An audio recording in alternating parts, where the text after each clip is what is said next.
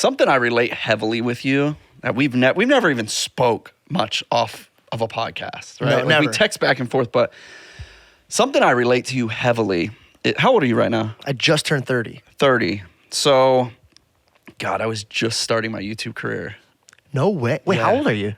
39, 40. Whoa, you guys look great. I'm guessing you're not 39. She just did my makeup. No, you guys look great. So, yeah, so a lot of my 30s, I see a lot in you where you love the Lord. But what I was doing was living still for the world, but I prayed constantly. And I was receiving endless blessings. And I was calling my mom saying, Mom, I'm not doing none of this. Like every time a video go viral, I'm not doing this. Dude, like, you feel it. It's like, it's being given to me. Whatever's happening, whatever success, whatever's coming in, it's all being given to me. I'm not doing it. It feels out of my, like I'm not capable of this. Yeah. Right? So I was very, very spiritual, but I was still living heavily for the world. I was still partying, I was still drinking, I was still whatever, right? We were having fun. I see that a lot in you.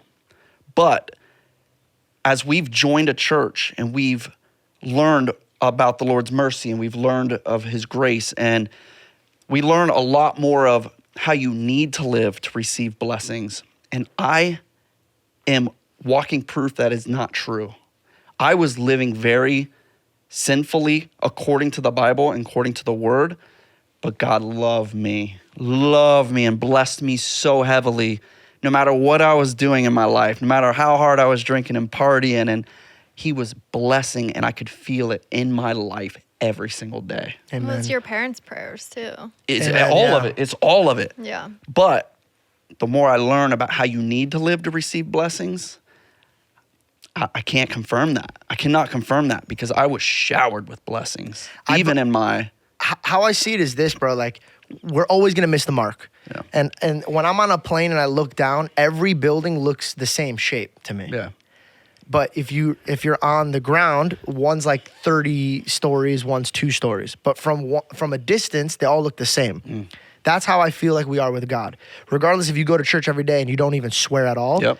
versus me, he judges the heart. He judges what you're going through, what your challenges are, what your temptations are. Like, my temptations are going to be very much different than a kid that's in elementary school. And so I tell people, like, if you're so focused on like, oh, I have to be perfect, it'll scare you and you don't want to be a part of it because you're like, dude, I'm too far away from it. There's It's too hard. It's It's too overwhelming. hard. Yeah, it's it's too overwhelming. hard. So I used to always tell people, I'm in the mud, I'm in the trenches, but I'm with my boys and I'd like to talk about Jesus. So it's like, I don't think I'm anywhere near to go preach his name like a preacher because I read the Bible every day and I'm in intense Bible studies with people and rabbis and priests and I still feel like I need to be very sharp with my dialogue when it comes to the word, but I don't think it should stop me from talking about him. And I think that's the problem that people have. I think people think they have to be a professor to talk about it.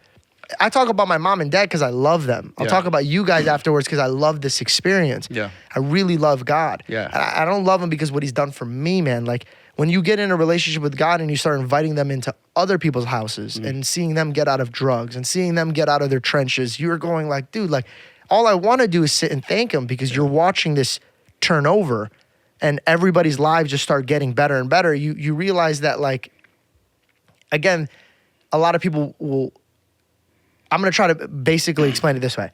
When I was a kid at Five Guys, I was really, really happy. Just making burgers, bro, and going to school. And I remember 3 years ago when I was going through really, really dark times in this industry, I kept asking God, I go, God, I just want to be as happy as that kid that was at Five Guys. I just want to be happy. I just want to be happy. Why am I not happy like that? Why am I not happy like that?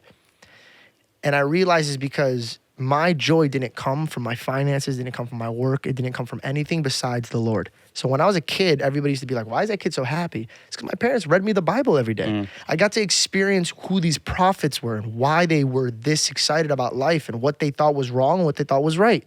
I had a good gauge on life.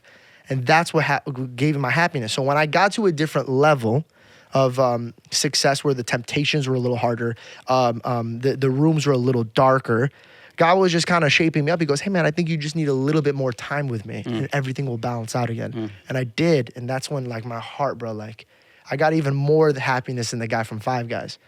It started changing my visuals of things. Like, all right, we're going to the club to record all of us drinking and partying. And God's like, but you don't do that. Why are you're always promoting it? Why don't you challenge yourself? Why don't you make it a little bit more artsy? Why don't you do this? Why don't you do that? And then so like, I want to say this very short so I can make sure it's like, it pierces somebody's ears. I think a relationship with God and blessings is just wisdom. I think that you're borrowing his wisdom. I think when people make a decision, it's based off of their intellect. I don't want to touch that fire because it's going to burn me. I'm not going to do drugs because it's going to break my parents' hearts. A lot of things that we don't do that's not good for us is based off of fear. And so that's why I kind of tell people, like, people that fear the Lord are really happy people because they stay away from things that are going to torment them. They're going to destroy their homes. They're going to destroy their families. When I was in middle school or high school and all these people were smoking weed and drinking, they were all thinking about themselves. I want to be fun. I want to be cool. I want to do this. My thoughts and my friends that are Christians were like, what is this going to do to my mom? Yeah. What is it going to do this to my dad? Like, once you start thinking about yourself, you're going to start corrupting yourself. So it's just a relationship. Like I tell people, like, you don't have to be clean to come to God the same way you don't have to be clean to jump into the shower. Yeah. Just jump in. Just have a relationship. See if it works for you. If it doesn't work for you, then bounce, leave. If you're going to try everything, bro, like at least try that. It's going to maybe make your life a lot better. I think one of the biggest gifts that's overseen is just something that I personally thank God for every day is that he has showed me he's here. That's a gift. A lot of people are in complete denial. They don't believe. And I just think believing is such a gift.